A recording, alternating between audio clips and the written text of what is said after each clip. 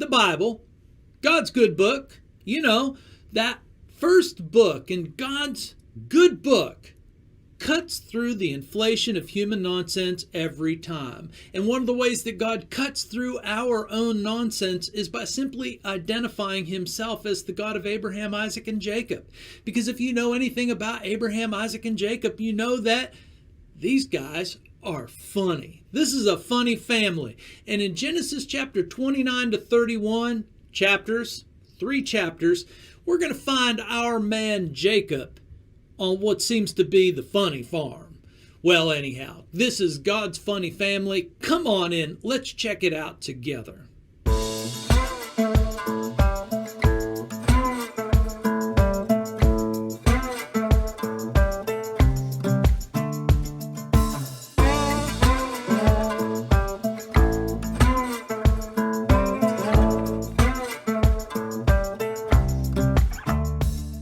Everybody needs God. Everybody wants God. That's what we believe here at the Biblical Channel. I know a lot of people might say they don't need God or want God, but I think that's a sad state of affairs only because I haven't heard anybody who says, I don't need God or I don't want God. I haven't heard them come up with something really fun and a great alternative that rings the chamois of life and gets the most out of human beings. It's usually just some sort of hopeless negativity. So we're just going with the idea that everybody does need God and everybody does want God. And it's the Bible that gives us what we need and what we want.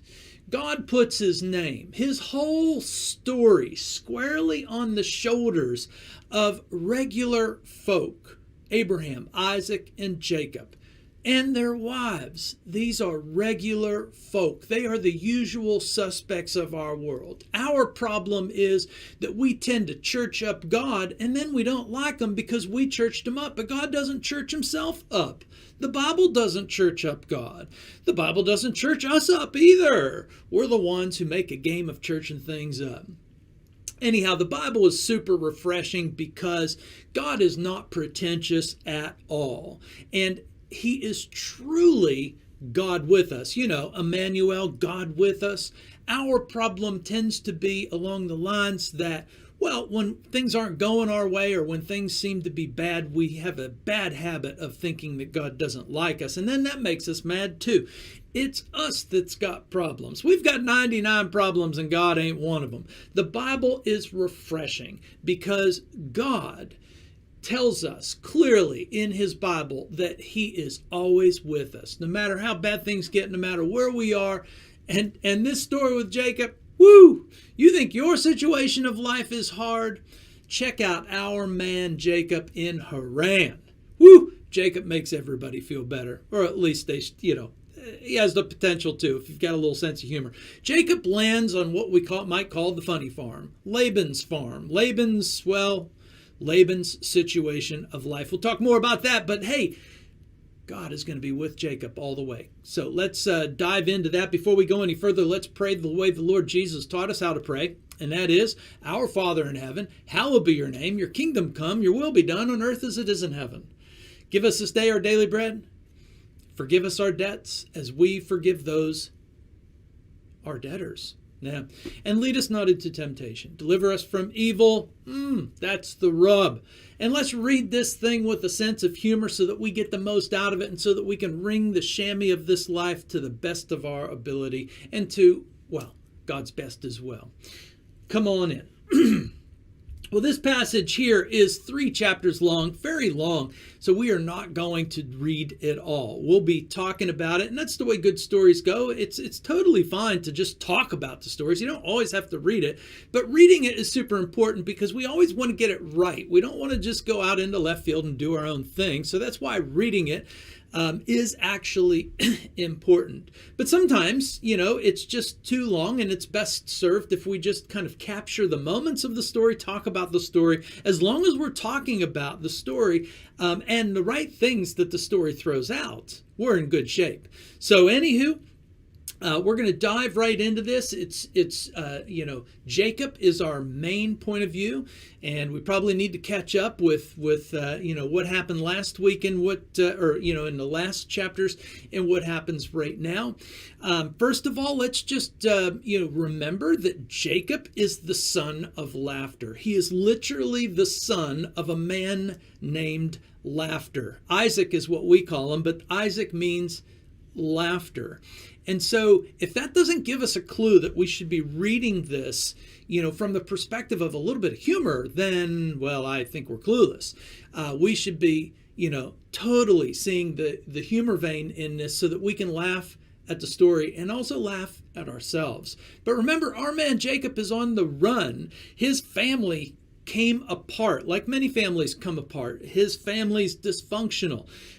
Isaac and Rebecca, they had great moments together, and they, all in all, probably a decent husband-wife team, but they don't finish well, and they don't do well with the kids. And so the Rebecca plotting, scheming, and Jacob along with her has totally blown up the family, so much so that Jacob is on the run. He is running away from his brother Esau, who wants to kill him.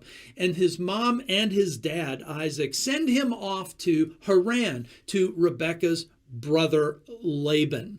And so we're going to look at Jacob, our man in Haran. But there's something also that I'm going to play around with, so you'll have to forgive me if you don't like it. But I learned a word a long time ago called Sitzenleben. It's a German word that means situation of life. Sitzenleben means situation of life. It's a German word. I'm not, let's try to increase our word power a little bit. But anyhow, it's a great word because situation of life is what we're oftentimes thinking about. And situation of life is really what the Bible's always thinking about for us, is that what is our situation of life? And so we're going to play around with this little word, Sitzenleben, because our man Jacob is in Laban's, setting. He is in Laban's situation of life. And we're going to see that Jacob is going to get schooled. If we thought that Jacob was that kind of clever kid, we're going to find out he's going to get schooled by someone way more cleverer than Jacob. And his name is Laban. Sits in Laban. Jacob is going to sit in Laban. Literally, he's going to sit in Laban's world, and it's going to get funny along the way. Okay, so our scene, we remember that Jacob just got off of a pretty high moment. He was pretty low, coming out of his father's household on the run from his brother who wants to kill him. And God gives him a dream that totally pumps him up. He says, this is awesome. He is really stoked and really excited. And he completes the journey, and he goes right back to that same well, where his father had met his mother. Okay, and this was their plan, and that's fine, but this time is really not like the last time. It's at the same place. And by the way, I love the fact that throughout the Bible, God loves wells. I find that to be awesome. God loves wells. So many of the Bible's best stories happen around a well and revolve around a well. Even Jesus and his stories oftentimes revolve around a well. And so this is awesome that God, he just likes wells. Hey, I like little things. I like certain things. God likes certain things. He likes wells. I love that. Anyhow, let's not get too sidetracked by that. Anyhow, this time is unlike the last time when Abraham's servant went looking for God's providential pick for Isaac. And if we remember back then, Abraham's servant was, a man with his own faith in Abraham's God. He was a man who had his own prayer life. He was a man who was full of praise for God. He was a man who was relying on the providence of God. And let's not forget the fact that, Abraham's servant was loaded with camels and cash and all kinds. Well, I don't know about cash, but he was loaded. He was wealthy. He had brought a lot to the table. Jacob arrives onto the scene, broke, dude's flat broke. He's on the run. He's probably got kind of his tongue hanging down, although he arrives at this well, the same well, and another love story is going to break out, but it's going to be really different.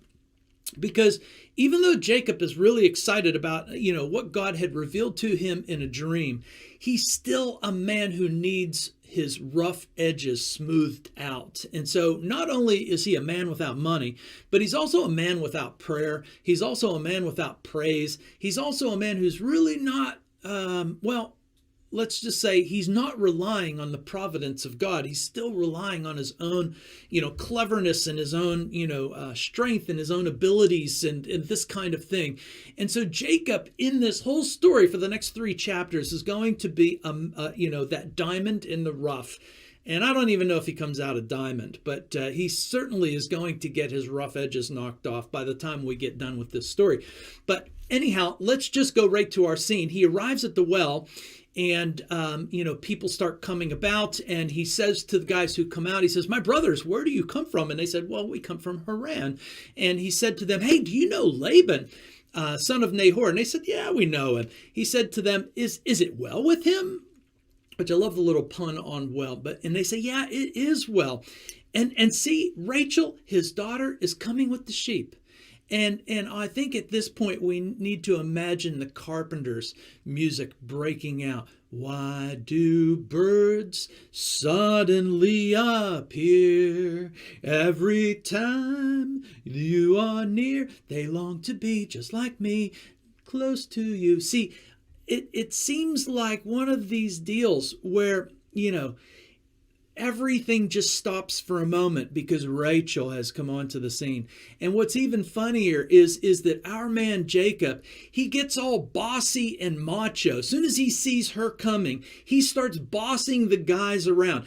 He says, "Behold, it's still high day. It's not time for the livestock to be gathered. Water the sheep and go, pasture them." And they said, "We can't do that until all the flocks have gathered together and the stones rolled from the mouth of the well. Then we water the sheep, And then boom, Rachel arrives on the scene. While he was still speaking with them, Rachel came with her father's sheep, for she was a shepherdess. And now as soon as Jacob saw Rachel, daughter of Laban, his mother's brother, the sheep of Laban, his mother's brother, Jacob came near and rolled the stone from the well's mouth and watered the flock of Laban's mother. So this time the role was reversed. Remember, it was Rebekah had done all the work for the servant and kind of proved, her own mettle, in front of the servant that she was a hardworking gal concerned about hospitality. This time it's Jacob who, he gets all bossy and sassy with the guys, trying to tell them what to do. And they're looking at him like, "What are you talking about, man?" And then he gets all macho and he grabs that stone to get it off the well. It's just a total scene we can relate to, right?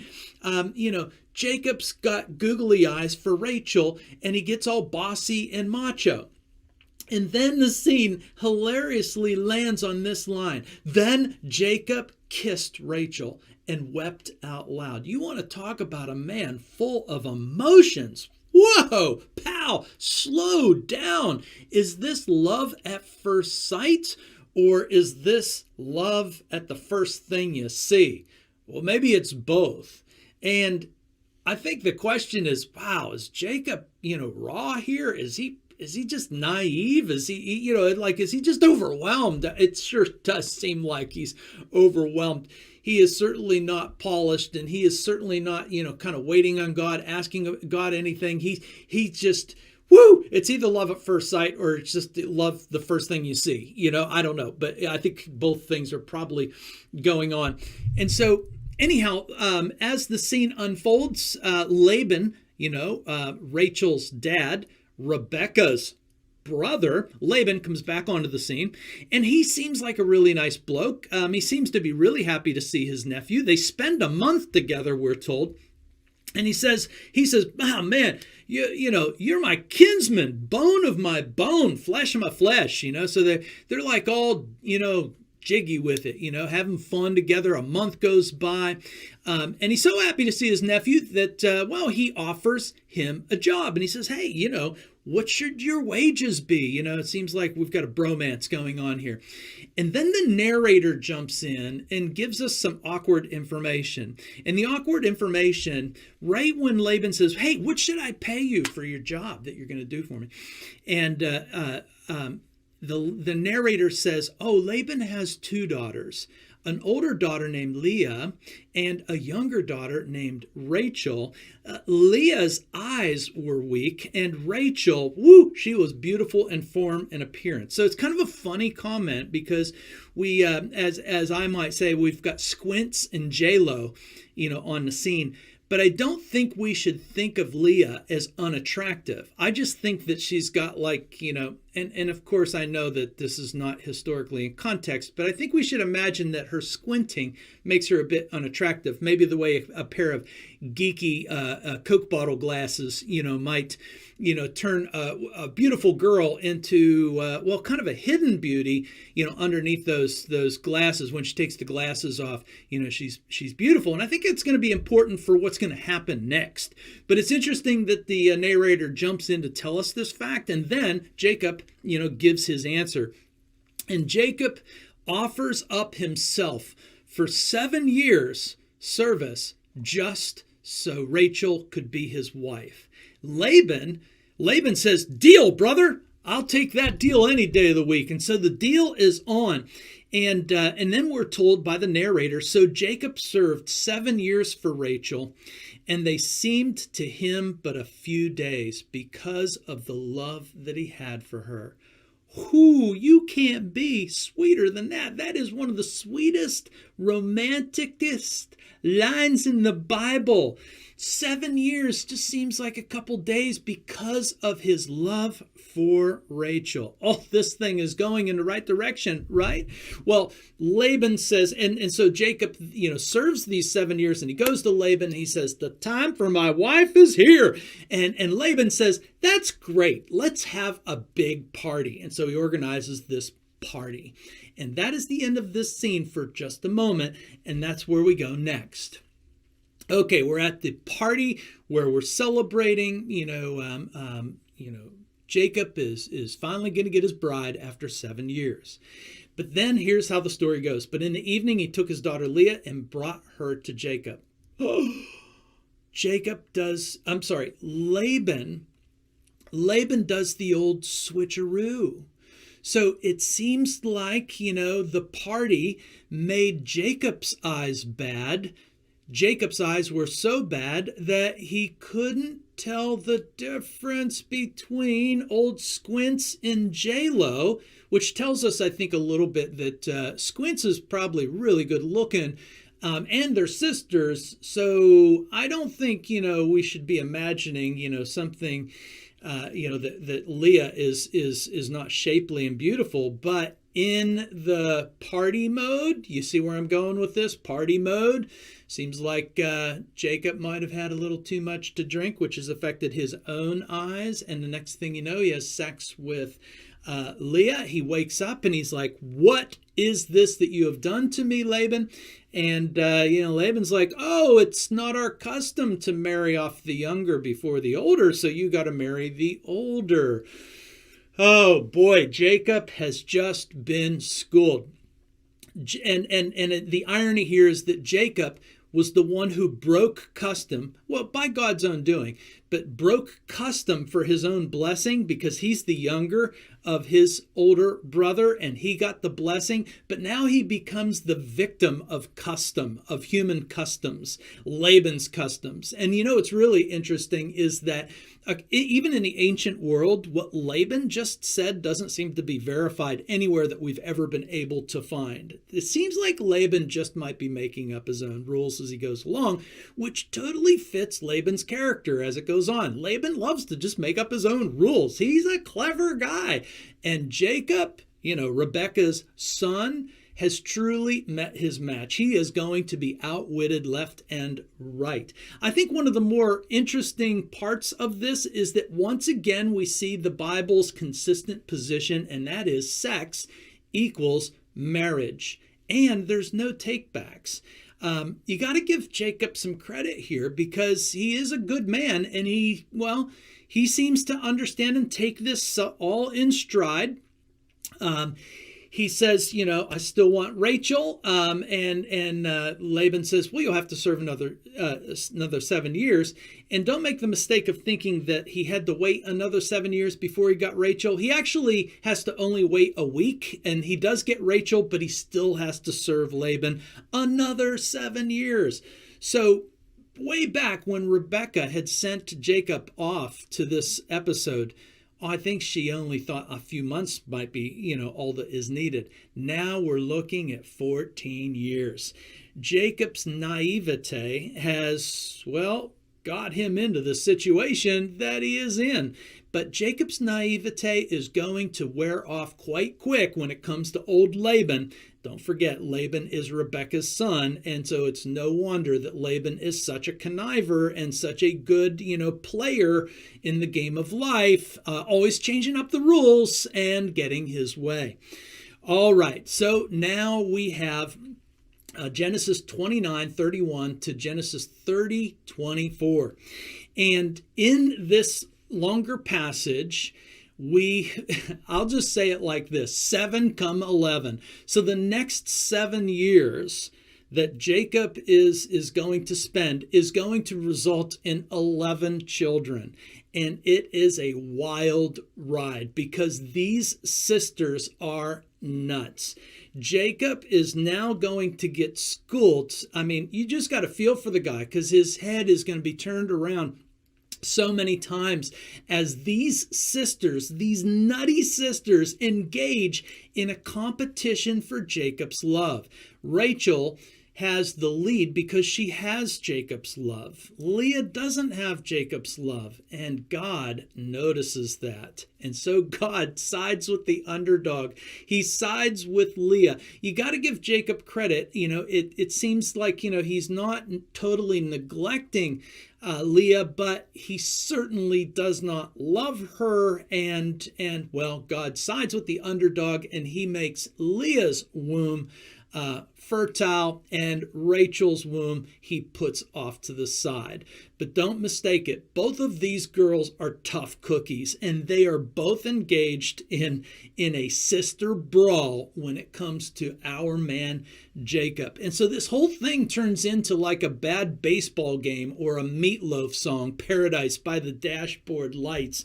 And the fact is that Rachel is left in the dust by Leah. Leah has 4 children. She has Reuben, she has Simeon, she has Levi, she has Judah. It's 4-0. Leah is in the lead. And Leah, to her credit, names her sons very positive things. The Lord has looked upon my affliction. That's what Reuben means. The Lord has heard that I am hated. That's what Simeon means. Attachment is what Levi means, and praise the Lord is what Judah means. Okay, well, Rachel is steaming. She is steaming so much that she blames Jacob, and she says, "Give me children or I shall die." And Jacob's mad, and he's like, hey, am I in the place of God who has withheld you the fruit of the womb? Okay, number 1 lesson, guys. Don't ever say something like this to your wife. Jacob is still rough around the edges, but he gets himself backed into a corner by Rachel, and, this is what he has to say. And that's not a good thing to say. So let's take that lesson. But Rachel, in her anger, she decides to get a pinch hitter involved, and so she decides to give Jacob her servant, Bilhah. Okay, so Bilhah, is given to Jacob, and bam! Okay, Rachel gets one on the board. It's 4-1 because Bilhah has a child on Rachel's behalf, if that's how it works. But don't miss the fact, once again, that sex makes wives. And so when Jacob has sex with Bilhah, the text says she's now a wife. If you thought Jacob's life was complicated with 2 women, imagine how 3 is going now. And you do got to feel bad for Jacob. I as a man, I don't know how in the world, I've never seen, I can't even imagine, I don't feel like I'm successful enough with one wife. I can't imagine having 2, 3. Okay. So anyhow, Rachel's on the board. The score is 4-1. And then bam, she has another one. Rachel's names for her children are a little gloomier. God has judged me, Dan, and mighty wrestlings with my sister, Naphtali, are the name of her kids. But the score is 4-2 after Rachel's 2 RBIs. And then Leah sees this game afoot, and Leah realizes she's not having babies anymore. And so Leah gets her own servant involved. And once again, sex makes for wives. And so Leah's servant is Zilpah, and she bores Jacob a kid. And now the score is, 5-2. And then she has another one. So we have Gad and Asher. Now the score is 6-2. And then another oddity comes into play. Leah's oldest son, Reuben, it seems like he's in on the competition too, because he's bringing his mother magic mandrakes. And then Rachel gets involved, and she's like, hey, I want some of your son's magic mandrakes. And mandrakes are considered, to be, some sort of, strange aphrodisiac or fertility kind of plant. Or this is not a good scene. So Rachel wants these magic mandrakes, and then her and Leah negotiate terms for these magic mandrakes. And let's just say this: God rewards Rachel's magic mandrakes by giving Leah more children. And so God rewards Rachel's magic with 2 more kids for Leah. The score is now 7-2, and then 8-2. And then that brings us to the bottom of the 8th inning. And Rachel hits a home run of her own. And she has a son named Joseph. She's not quite done yet, but the score is definitely in Leah's favor. It is 8-2, or I'm sorry, 8-3. The score will end up being 8-4, but then our scene comes to a close. But clearly Jacob has gotten into, a situation that's so far beyond him, it's not even funny. Okay, so it's no surprise then that when Rachel has Joseph, and now we're in chapter 30, verse 25 to 31, verse 2. But Jacob, and Jacob, after Rachel has Joseph, Jacob says, it's time to go. You can't blame the guy. It's time to go. We've got to get away from this funny farm. Jacob's getting, messed with completely by Laban, and his wives are crazy. And so he says, it's time for us to go back to my home country. It's time to go home. In that, we get the sense that, Jacob is really quite frustrated, and he just needs a change of circumstances. You people are crazy. All this is crazy. This is a funny farm. I got to get away from this funny farm. And Jacob is going to sit in Laban again. Laban's going to come onto the scene. And the next thing you know, Jacob is going to be duped once again. So, Jacob completely sits in Laban. I hope you can see the reference. Anyhow, Laban comes to Jacob when he hears that Jacob wants to leave, and Laban comes on the scene. He says, but Jacob, your God has blessed me, which is really interesting because Laban really wasn't successful before Jacob came onto the scene. Now Laban is very successful, and you can't blame Laban for not wanting to give up his success. And so Laban says, what should I give you? How should I pay you? Jacob, to his credit, he's been a good guy. He said, I'll tell you what, I really don't want anything from you. Just give me all of your unwanted sheep. Now, if we were sheep herders, we would understand that this long elaboration about speckled, spotted, striped, and black sheep and lambs is really, Jacob being very fair. And he said, just give me your kind of the unwanted sheep of your pasture. Laban says, deal. That's a great deal. But then as soon as he says deal, Laban does what Laban does, and he plays the old switcheroo again. So he goes through the flocks, and he pulls out all of those speckled, spotted, striped, and blacks, and he gives them to his other sons, and then he sends them on a 3-day journey away. And so Jacob comes onto the scene, and he has nothing. Laban's like, hey, what do you mean there's none? Oh, you can't. Well, I didn't know. I didn't know that.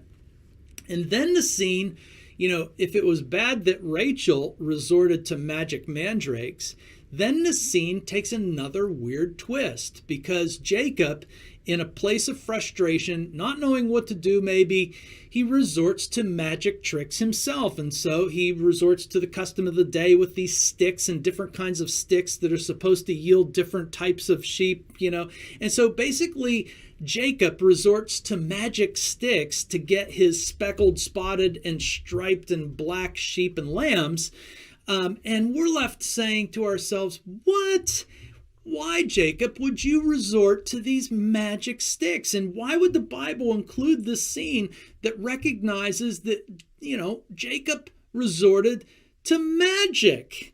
See, the Bible doesn't church up its characters. The Bible doesn't, pretend like its characters are better than us. The Bible shows us that its characters are like us. Jacob's got his back up to the wall. He tries magic tricks. 8 more years go by, and we are told that Jacob, in the meantime, it seems like his magic tricks working out, because his wealth grows from nothing to whoa, fabulous wealth. And we're left saying, really? Is the Bible endorsing Jacob's magic? Hold that thought for a second. But when this passage comes to a close, toward the end, chapter 31, verse 1 and 2, the narrator tells us something very interesting, and that is, Jacob heard that the sons of Laban were saying, Jacob has taken all that was our father's, and from what was our father's he has gained all of his wealth. Jacob saw that Laban didn't have any regard for him with favor as before. Now, this is a fascinating little line, because it reminds us that Laban and his sons are really like those Philistines with Isaac. And again, the Bible does spend a lot of time, pointing out that envy and jealousy are oftentimes the source of much of our trouble in life.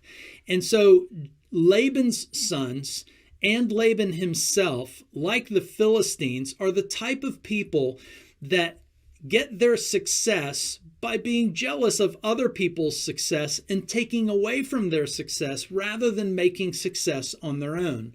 Laban admits that his prosperity has come from Jacob and his God. But when push comes to shove, Laban and his sons treat Jacob like a nobody.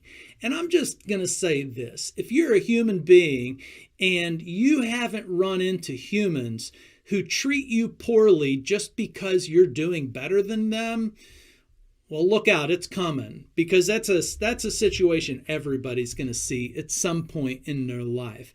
And the Bible, tells us very plainly, this is a part of our real world that we live in. Okay, so then the scene shifts, and now Jacob is wealthy enough to leave, and the Lord steps in and tells Jacob, he says, return to the land of your fathers, to your kindred, and I will be with you. Now, God had said that he was going to be with him all the way, and he always has been with him. But instead of Jacob sits in Laban, God sits on Jacob this time. And when God says it's time to go, the games are done. When God says it's time to go, it's time to go. So Jacob gathers Rachel and Leah to talk to them about the plan. They're going to leave. And here's where it gets real interesting. As Jacob is talking to Leah and Rachel, Jacob confesses that he was shown in a dream that it was God and not his magic tricks that yielded all of his animal husbandry success. So the fabulous wealth that he has, Jacob admits to Rachel and Leah, he said, I'm just telling you, it was not my magic. It was God and God looking out for us that allowed us to get this fabulous wealth to the point that we are. And he also points out that your dad has been working against us all along.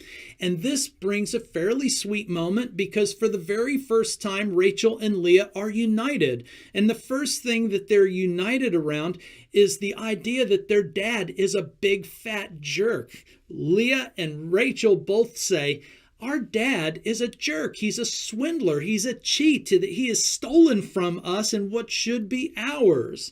And Rachel and Leah are also united at this place in chapter 31, verse 16. They're also united around the idea that Jacob needs to do whatever God tells him to do. So what we see is that progress is being made. Everybody is becoming more godly. And for the very first time, Rachel and Leah are united, when previously they were just in constant, annoying competition with each other. And then that brings Laban on the scene once again, because he gets wind of Jacob's little, Jacob actually steals away in the middle of the night. He still thinks it's important to be clever, so he sneaks out, the back jack, as we might say. But this time, God's not going to sit on Jacob. God's going to sit on Laban. And so as Laban hears that, Jacob has stolen away and is on the run, Laban gathers his forces and he goes in hot pursuit of them. And while Laban was out tending the sheep, Rachel does, a crazy thing. Rachel steals her father's idols. It's like, why? Well, because it's real life, baby. Rachel steals her father's idols, which leaves, why would she do that? Well, we're not really told. Does she think that she's stealing Laban's God powers away from him? Does she want those idols or those, for her own success? Or is she just trying to annoy her father because she, recognizes him as a cheat and a steal? We're not really told. We don't really know.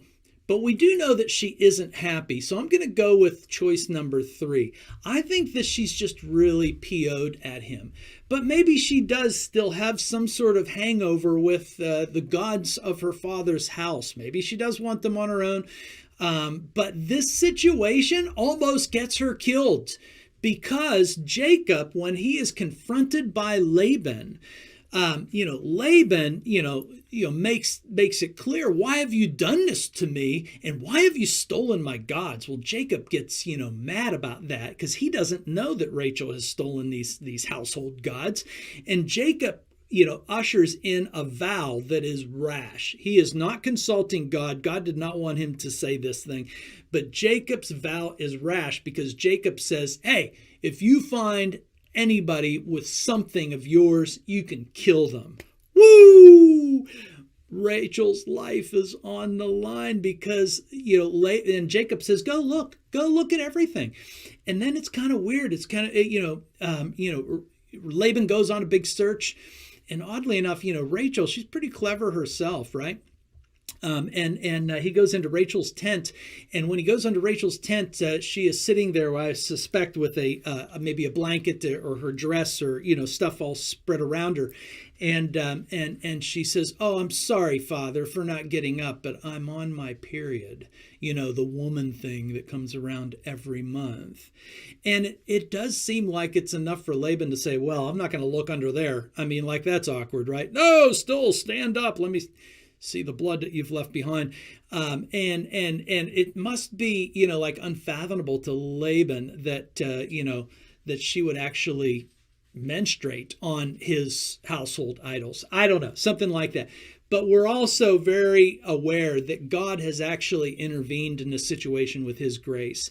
He has actually stepped on Laban and warned Laban to not do anything good or bad whenever he confronts Jacob.